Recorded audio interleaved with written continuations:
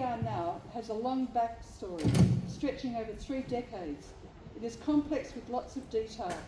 To fully appreciate that, what we are now confronted with is a chronic, systemic problem rather than a momentary hiccup.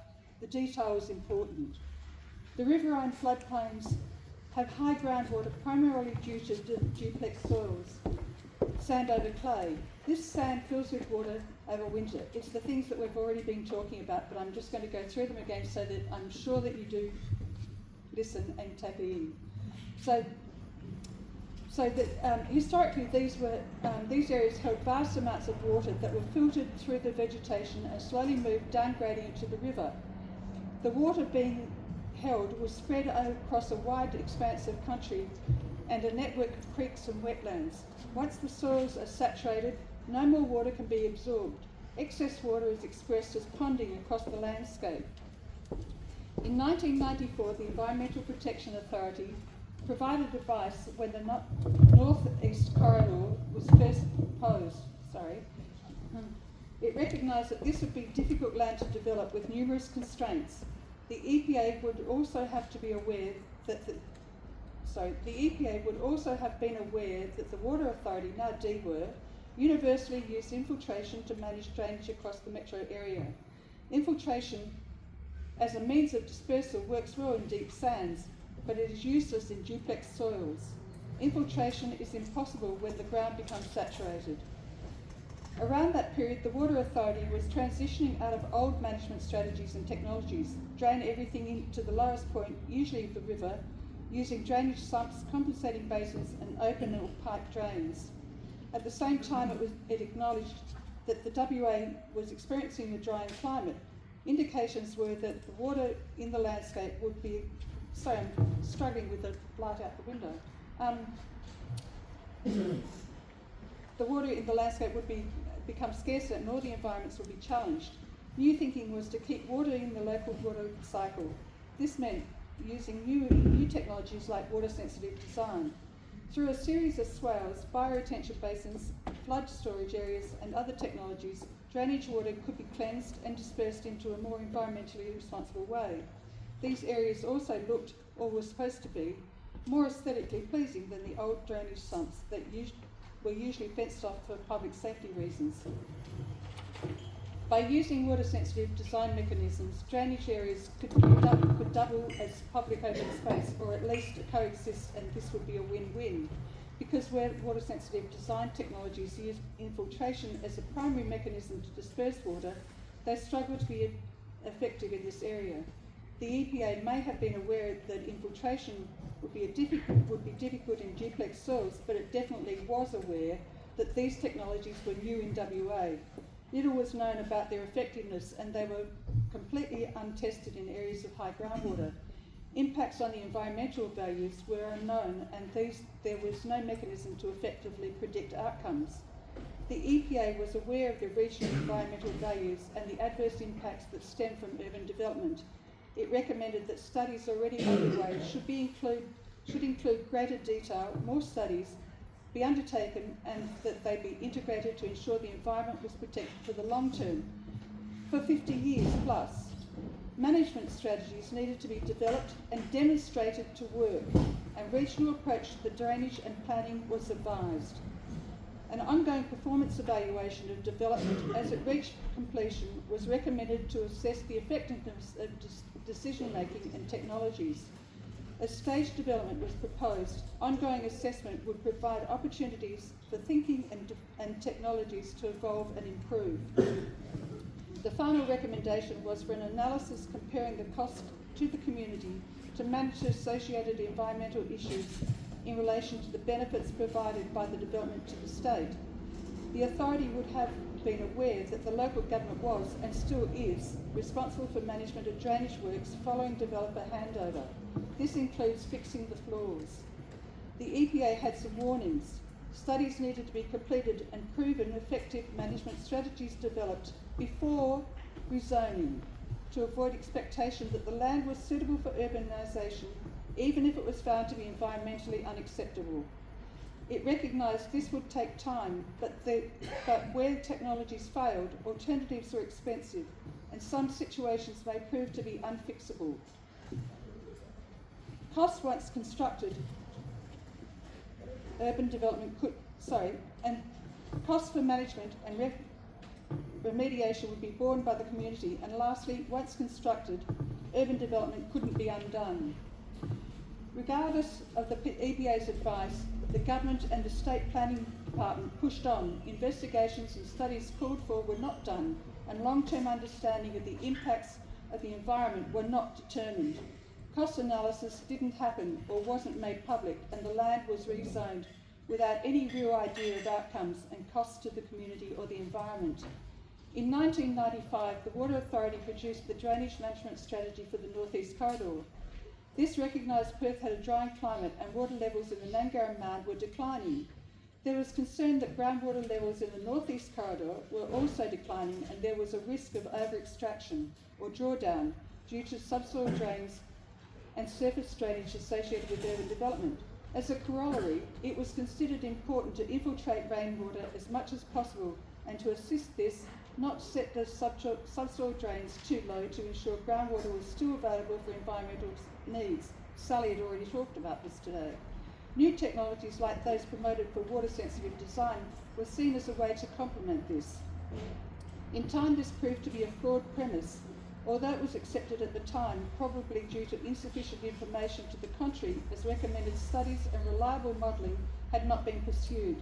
Significant numbers of trees in the region helped to control groundwater levels by keeping water in the water cycle. An estimated 100,000 have been removed to date, and a total of 160,000 are predicted to go on completion, and that's just south of Nangara Road. Replacement of these trees with around 90% of impervious surfaces now keeps the water in the soil. Wetlands and creeks that once held vast amounts of water and carried it to the river have been filled. This has left a few strategic waterways, St Leonard's Creek in Henley Brook, for example, to carry the load. These few that remain are now used as drainage channels and storage areas to control the release of discharge from New Urban into local creeks in the Swan River. This increases volumes being held in localised areas. Today's planning response to retain remnant bushland, wetlands and waterways includes them in public open space. But a conflict happens when drainage facilities like bioretention basins, swales and flood storage areas are also included. The policy is to infiltrate water, but once the sand layer is saturated, the water can only move sideways and downhill over the impermeable clays. When large volumes of water are introduced over extended periods, as happens with urbanisation, this has significant repercussions. Filling an area to lift buildings above flood levels compounds issues as there is more sand to fill with water. Millions of tonnes of imported sand have been used in the Swan Urban Growth Corridor. 15 million are predicted to be needed for the North Ellenbrook East. Large volumes are held for long periods, slowly discharging into surrounding areas and drainage channels. Waterways remain inundated, some permanently, so when it rains, flooding is more likely to occur. Trees and vegetation that were retained in waterways, wetlands and swales also become inundated. Long periods of waterlogging robs plants of oxygen and they die. Many indigenous plants have evolved to survive in inundated areas, but generally on a seasonal basis, not all the year round. The imported sand takes some time to fill, but then eventually saturates, so when it rains, stormwater just runs off. It also results in water tables along the urban fringe and creek lines rising and staying higher. An example is the northern arm of St Leonard's Creek, which is continuously inundated. This is contrary to the objectives of the water management strategies that aim to maintain hydrological regimes. It is highly detrimental to creek ecology, which has evolved in a pattern of winter wet and summer dry. Concentrating drainage infrastructure close to the edges of development, such as North East Dayton, is having devastating impacts on neighbouring rural properties down gradient. Buildings, livelihoods, animals, vegetation and landscape are all being affected. It was expected that rises in groundwater would be contained within the development footprint, but much greater volumes of water are being generated than predicted. This is probably due to clearing, reduction in evapotranspiration and inadequate modelling. This has resulted in land surrounding new urban, like Harry and Cheryl's place, to become inundated. This is not isolated. It is occurring all along the urban-rural interface. It will also occur in the North Ellenbrook areas and the Bennett Springs East Improvement Plan area, where built-up areas are abut remnant bush and conservation areas. The combination of importing massive amounts of sand fill, filling creeks and wetlands, and the decision to infiltrate rainwater into the soil as close to source as possible and rely on subsoil drains to control groundwater levels has disastrous repercussions, including drainage infrastructure within and next to wetlands and bushland has committed them to inevitable destruction. The decision to infiltrate rainwater into the soil as close to source as possible and rely on subsoil drains, as I said, is a disaster. Decision makers failed to recognise that groundwater would rise significantly in and around new urban areas on these duplex soils, sand overflows. At the time, they believed that in a drying climate, retaining water was essential. Instead, what we are facing is a groundwater flood. Engineering is not precise. The 1995 drainage strategy was basic and struggled with methods of calculating surface runoff and groundwater extracted via subsoil drains. Modelling seemed to be generally undeveloped and tricky, as it didn't always deliver what was expected, but this didn't seem to trigger further research to understand why. A number of scenarios were modelled in the strategy, but no testing was undertaken to confirm accuracy or likely compliance with objectives. Some water-related factors are extremely hard to measure, so creating models to predict how things would behave is even more difficult. Modelling is still not accurate enough to ensure that environmental damage cannot be avoided. Studies that have occurred in the interim have failed to change current government policies. The same mistakes are happening in other areas. Cullacabadi, Bennett Springs East, Brabham Stage 2 and 3, Dayton, LSP 2A and 3 and 2B, and North Ellenbrook East and West will all experience the same outcomes because local conditions are essentially the same. Pushing ahead without any demonstration that development can occur without loss of biodiversity and hydrological damage is irresponsible. Decisions of this nature are extremely risky for governments and government agencies. It has taken over a decade and a half, but we are now seeing the outcome of this early flawed premise. Groundwater has been rising over successive years with an increase of 1.5 metres, or as Harry said, 1.3 metres being recorded since 2015. Flooding was evident in 2024, both in the developed area and along the urban fringe, despite it being a dry year. Last year, with a return to 30-year average rainfall, flooding was extensive. Numerous rural properties downgraded to new urban experienced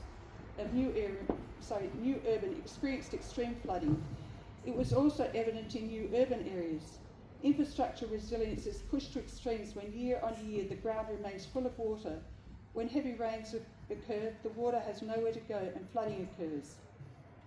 The data from Harry's monitoring boards show the water table is successively rising. This is not just seasonal, it is a rise across the year and each year. This is highly disturbing as there is no indication of an upper limit.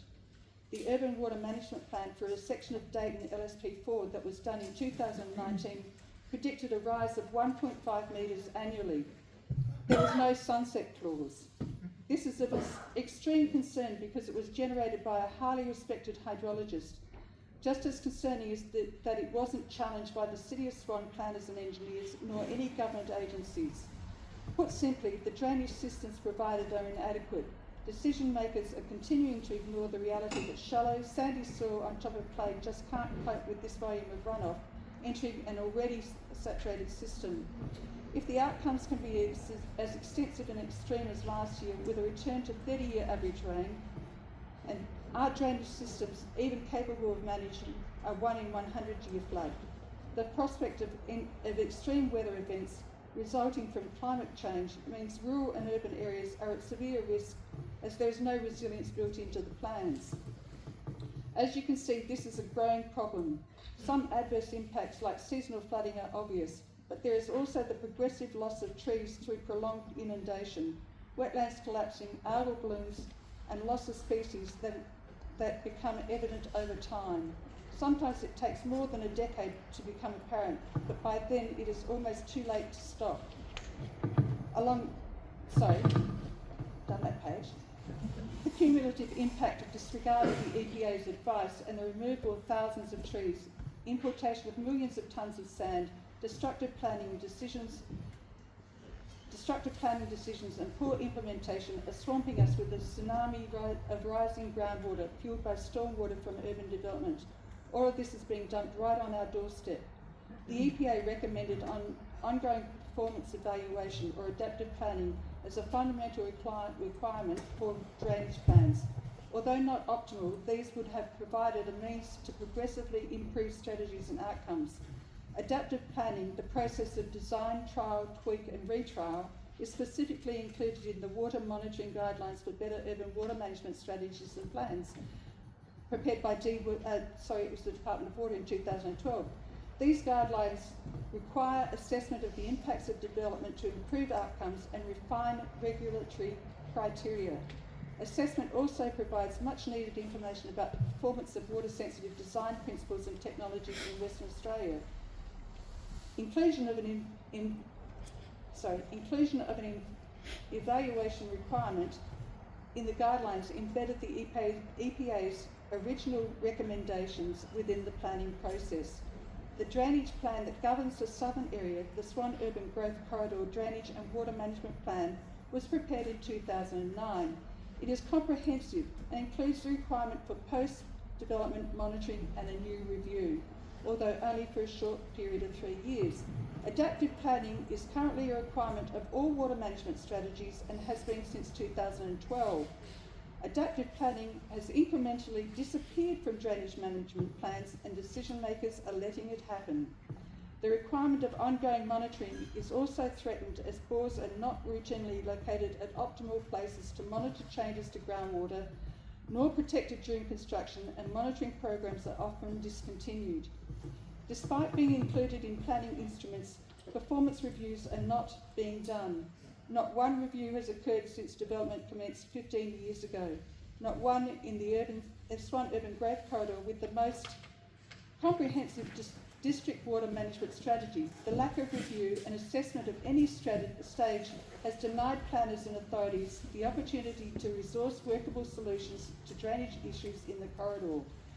All of the North East Corridor drainage documents I've seen align with the approach described in the 1995 report. This would indicate that the assumptions made back in the early 90s have not been challenged by decision makers at any time. It explains why the WAPC, government agencies and the City of Swan have been so reluctant to acknowledge we have a problem. They either still believe the early assumptions that were made or they don't. The outcome is the same. The former results in the perpetuation of the problem. The latter requires authorities to man up, fix the problem and produce drainage strategies that are better suited to areas of high groundwater, something they have been reluctant to do. The City of Swan Council has recognised we have a looming problem and have resolved not to support the last 4 proposals to continue expansion in areas of high groundwater. Staff is not yet convinced there is a problem. Continuing on with flawed policies only produces poor outcomes. If, in this case, it's the ratepayers of the City of Swan that are left with a problem and paying for the privilege to fix them. Over and above the usual costs of development, the City of Swan and its ratepayers are responsible for hundreds of kilometres of drainage infrastructure. This includes subsoil pipes, nutrient stripping ponds, swales, artificial wetlands, pump machinery, drainage sumps, vegetation, trees, ancillary machinery, and infrastructure associated with drainage systems. Many of the water sensitive design technologies require cleaning and replacement. Remedial work can include replacement of amended soils and revegetation. When any of these fail, the cost of repair can be, as the EPA warned, extremely expensive. Livable Neighbourhoods advises the success of water-sensitive urban design is heavily dependent on the implementation of an ongoing maintenance program. The costs and skills required to manage wetlands and other water treatment devices is likely to be significant. Further, it advises that developer contributions towards these costs should be part of the approval process. Costs for this style of drainage management are extremely high. The cost involved in managing drainage systems that don't work and or replacement is even more expensive and in some cases can be irreparable. This should not be placed solely on the local government and its ratepayers to manage. Contingency actions and triggers are usually included in drainage plans in lieu of performance evaluation, but these are treating the symptoms rather than the cause. They can be effective for surface water management, but in relation to groundwater are a questionable benefit. It's extremely difficult to order infrastructure associated with groundwater management and post-development. It's very difficult to do it post-development. The remedial action taken in the northeast Dayton is a prime example. Subsoil pipes need to be dug up and replaced. Citrus Avenue is to be raised 0.5 metre and Basin A is to be made deeper. All after houses have been built and families moved in. This has still to play out, with extensive works proposed for further development adding to drainage issues. Changes to the drainage system constructed and proposed so far do not comply with the local water management strategy. They are highly likely to be a public safety risk, of dubious contribution to local amenity in their present state, and will probably fail because the fundamental principle that infiltration doesn't work in duplicate soils has been ignored. The current state of Lake Gallop has been in the news recently due to the outcome of long-term development impacts. This is a clear indication that once set in motion, long-term issues can be a massive and expensive problem to fix. As the EPA cautioned, post-development remedies can be extremely expensive and disruptive. Success is not always guaranteed. We have a lot to lose in the northeast corridor. The Bankshire woodlands in Bush Forever 200 are under imminent threat and extensive clearing underway upgrading into the reserve. Bennett Springs East Improvement Plan is so close to Horse Swamp it occupies part of the Conservation Category Wetlands Buffer Zone. North Ellenbrook East, one of the wettest environments in the corridor, is upstream and upgrading into the Bankshire's in the Morella Road Reserve. Bush River 13 is in the middle of the district structure plan, and the only two remaining Western Swamp tortoise reserves in the world are on the eastern boundary. The material presented today is not fringe thinking, uninformed or unsupported. It is informed by studies undertaken by experts in the field of hydrology like Sully, who have presented a number of papers over the last 5 years, and a lot more, I'm sure.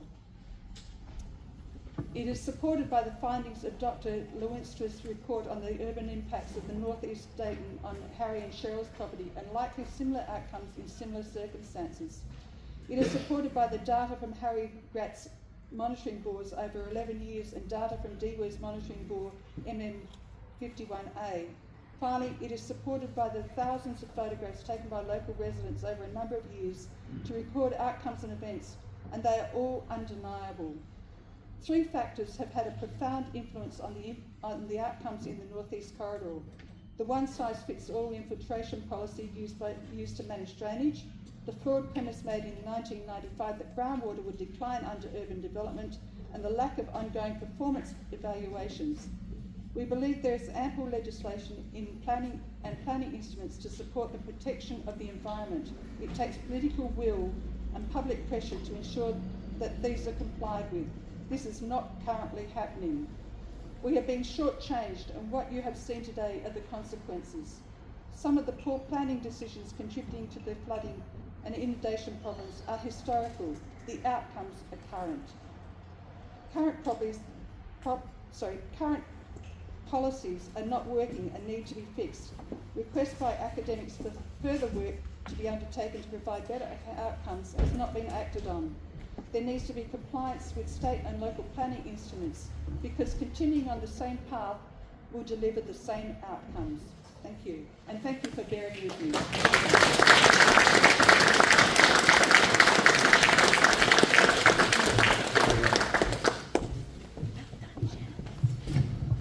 Okay, we'll take a short or slightly longer break. After that, we'll come to the forum. Any questions you have, it's the time to ask the experts here. and also we'll be looking at some of the solutions. It's a difficult situation. The challenge is we can't afford not to do something. It's actually cheaper than letting this carry on. So a lot of ground covered here. Please take a break and we'll be back shortly. Thank you.